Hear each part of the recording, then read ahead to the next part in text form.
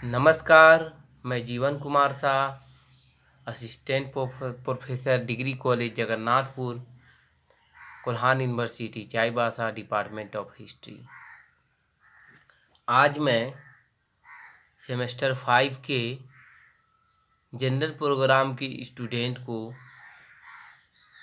झारखंड के इतिहास के बारे में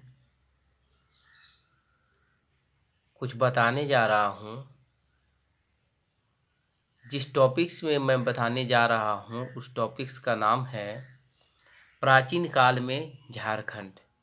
यानी प्राचीन काल में झारखंड की क्या स्थिति थी, ऐतिहासिक रूप से झारखंड प्राचीन काल में क्या था। तो सबसे पहले हम ये जानेंगे कि इस अध्याय से आपको परीक्षा में क्या प्रश्न पूछे जा सकते हैं। तो संभावित प्रश्नों के तौर पर मैं एक दो प्रश्न बताए जा रहा हूँ जो परीक्षा हॉल में पूछे जा सकते हैं, ऐसा मेरा अनुमान है। इस अध्याय से आपको ये प्रश्न पूछे जा सकते हैं कि प्राचीन काल में झारखंड की क्या स्थिति थी, ऐतिहासिक स्थिति का वर्णन करें। प्राचीन काल के ऐतिहासिक स्थिति पर एक संक्षिप्त टिप्पणी लिखें, या प्राचीन काल में झारखंड की क्या भौगोलिक स्थिति थी या इसके बारे में बतावे। ये इस तरह के प्रश्न आपको परीक्षा हॉल में पूछे जा सकते हैं। तो भौगोलिक स्थिति में कुछ तो आपको दिखाना पड़ेगा कि कहाँ पर पड़ता है, किस क्षेत्र में पड़ता है, लेकिन ऐतिहासिक स्थिति के बारे में बोला जाए तो आप इसका प्रश्न का उत्तर दे सकते हैं, जो मैं अभी बताने जा रहा हूँ।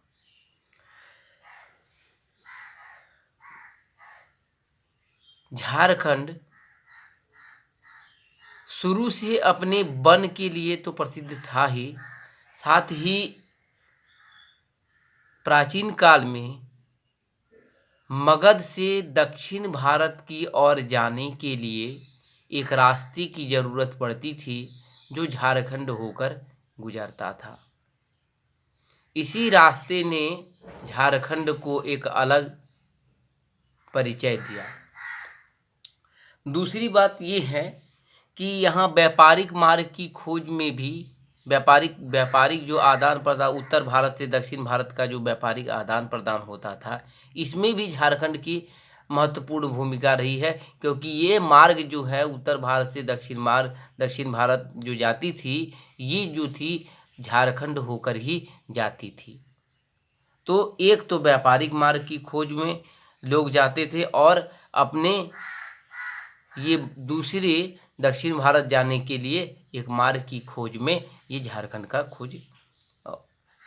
की एक अलग परिचय के रूप में हुआ। इसलिए मौर्यकालीन झारखंड में अपना राजनीतिक, आर्थिक और सामाजिक महत्व आ जाता है। इसी को लेकर चूँकि लोग यहाँ से गुजरेंगे जब, तो यहाँ की सभ्यता और संस्कृति से परिचित होकर ही अन्य स्थान पर जाएंगे। कहीं कुछ लोग जाते हैं तो कुछ देर के लिए रुकते हैं, वहाँ के लोगों से वार्तालाप होती है, तो यहाँ की सभ्यता और संस्कृति से भी लोग परिचित होते हैं। कौटिल्य के अर्थशास्त्र में वर्णन है झारखंड के बारे में। उन्होंने यह वर्णन किया है कि उस समय इस क्षेत्र को कुक्कुट या कुक्कुट लाट के नाम से जाना जाता, कुक्कुट देश के नाम से इंगित किया था। तो कौटिल्य के अनुसार कुक्कुट देश में गणतंत्रात्मक प्रणाली स्थापित थी, यानी कि यहाँ पर लोग राजतंत्र नहीं थी बल्कि गणतंत्र था। यहाँ पर सब मिलकर शासन करते थे।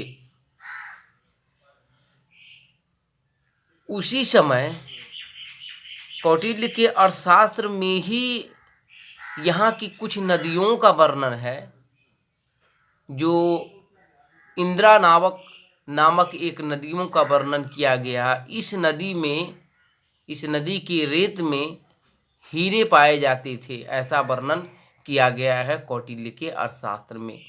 तो यह संभवतः यह नदी ईब और शंख नदियों के भौगोलिक स्थिति से मेच खाते हैं, यानी कि भौगोलिक स्थिति जैसी इसकी बताई गई है इंद्रा नामक नदियों की, उसी तरह ईब और शंख नदियों की भौगोलिक स्थिति बताई जा रही है।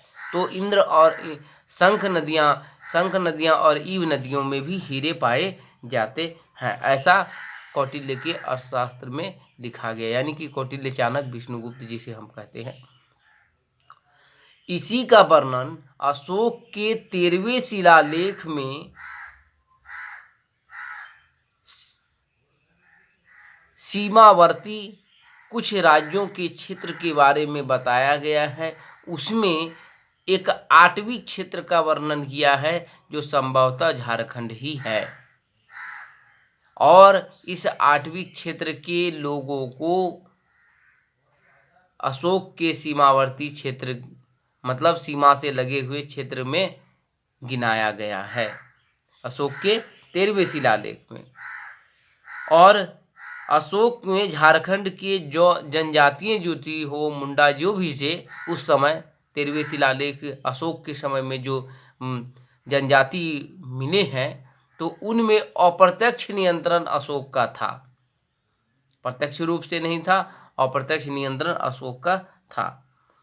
अशोक द्वारा जनजातियों को के बीच बौद्ध धर्म के प्रचार के लिए एक 8वीं भेजा जाता था जो बौद्ध धर्म के प्रचार करते थे वहाँ पर जाकर, यानी कि झारखंड में आकर ये बौद्ध धर्म के प्रचार करते थे। यानी कि अशोक के द्वारा बौद्ध धर्म के प्रचार के लिए झारखंड में भी एक प्रचारक भेजा जाता था। अशोक के पृथक कलिंग शिलालेख द्वितीय अशोक के पृथक कलिंग शिलालेख द्वितीय में यह वर्णन है कि इस क्षेत्र को एक अलग तरह से इंगित करते हुए अशोक ने कहा है कि मेरे धर्म का आचरण इन लोगों को भी करना चाहिए, इन आटविकों को भी करना चाहिए, मेरे बौद्ध धर्म का आचरण करना चाहिए। और अशोक ने कहीं पर ये भी वर्णन किया है कि वह मेरे शांति का अगर गलत फायदा उठाएंगे तो मुझे तलवार उठाने में भी देर नहीं लगेगी। यानी कि उन्होंने यह कहा कि जो जैसे मर्यादा में है अपने धर्म पूर्वक रहे। ऐसी बात नहीं है कि बौद्ध धर्म अपनाना बहुत ज़रूरी भी है, लेकिन वो इसमें अगर दखलंदाजी करते हैं, इसके प्रचार प्रसार में दिक्कत करते हैं या कुछ नियमों को तोड़कर असामाजिक कार्य करते हैं तो अशोक को शांति को छोड़कर पुनः तलवार उठाने में देर नहीं लगेगी। ऐसा उन्होंने धमकी भी आटविकों को दिया भी था।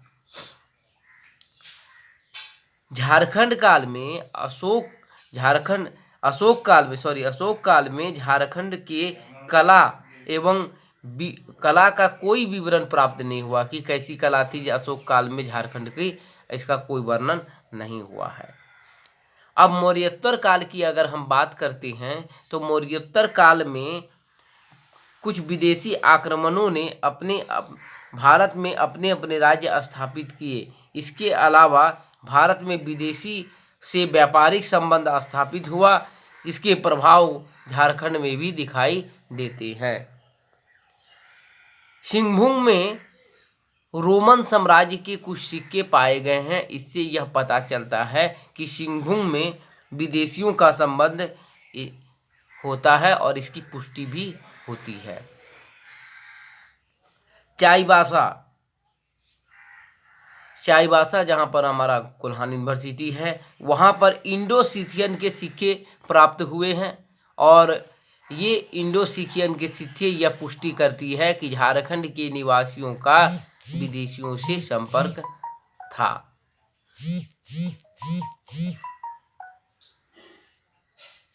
दूसरी बात यह है कि रांची के कुषाण कालीन सिक्के भी प्राप्त हुए हैं। जो झारखंड की राजधानी रांची है उसे कुषाण कालीन सिक्के प्राप्त हुए हैं। इससे यह पता चलता है कि इस क्षेत्र में कनिष्क का प्रभाव झलकता है, यानी कि इस क्षेत्र में कनिष्क के प्रभाव की पुष्टि होती है, चाहे अप्रत्यक्ष रूप से हो या प्रत्यक्ष रूप से हो। यानी कि कनिष्क से या तो व्यापारिक संबंध हो या उसका प्रभाव हो, सिक्के वहाँ पर प्राप्त हो। तो सिक्के प्राप्त होने का मतलब ये होता है कि वहाँ पर या तो उसका राज्य चलता हो या वहाँ तक उनके सिक्के मान्य हो जहाँ तक उनका प्रभाव होता है। तो उस समय अलग अलग राज्यों के अलग अलग सिक्के भी हुआ करते थे, तो जिस राजा का जहाँ तक प्रभाव होता वहाँ तक सिक्का उसका चलता था।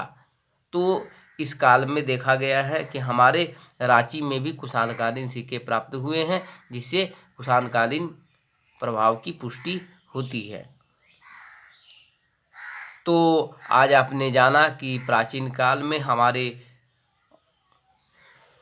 एक जो कौटिल्य के अर्थशास्त्र के बारे में जाना, मौर्य के शासनकाल में जाना, और अशोक कालीन जो प्राचीन स्थिति रही है, हमारी ऐतिहासिक स्थिति रही है जो झारखंड की, इसके बारे में आपने जाना कि किस प्रकार 13वें शिलालेख में सीमावर्ती राज्यों का वर्णन किया गया है, और कौटिल्य के अर्थशास्त्र में भी किस प्रकार गणतंत्रात्मक शासन प्रणाली और ईव और शंख नदियों का वर्णन किया गया है। तो इस प्रकार आप परीक्षा में इसे अच्छे ढंग से लिख भी सकते। उसके बाद मैंने यह भी बता दिया आपको स्पष्ट रूप से कि झारखंड में अशोककालीन कला का कोई विवरण प्राप्त नहीं हुआ है, यानी अशोक काल में कैसे मृदभांड बने थे, क्या उसकी सभ्यता संस्कृति थी, इसका वर्णन झारखंड के इतिहास में, अशोककालीन इतिहास में झारखंड के इतिहास का कोई कला संबंधित वर्णन प्राप्त हमें नहीं हुआ है। और मौर्योत्तर काल के बारे में जाना कि कहाँ हमारे झारखंड के सिंहभूम, चाईबासा और झारखंड में किस प्रकार इंडो सिथियन और इंडो ग्रीक सिक्के मिलने से यह प्रमाण होता है कि यहाँ के लोग भी विदेशियों से परिचित थी। यह झारखंड के मौर्यकालीन और मौर्योत्तर कालीन इतिहास के बारे में वर्णन है। तो आज के लिए इतना ही, धन्यवाद।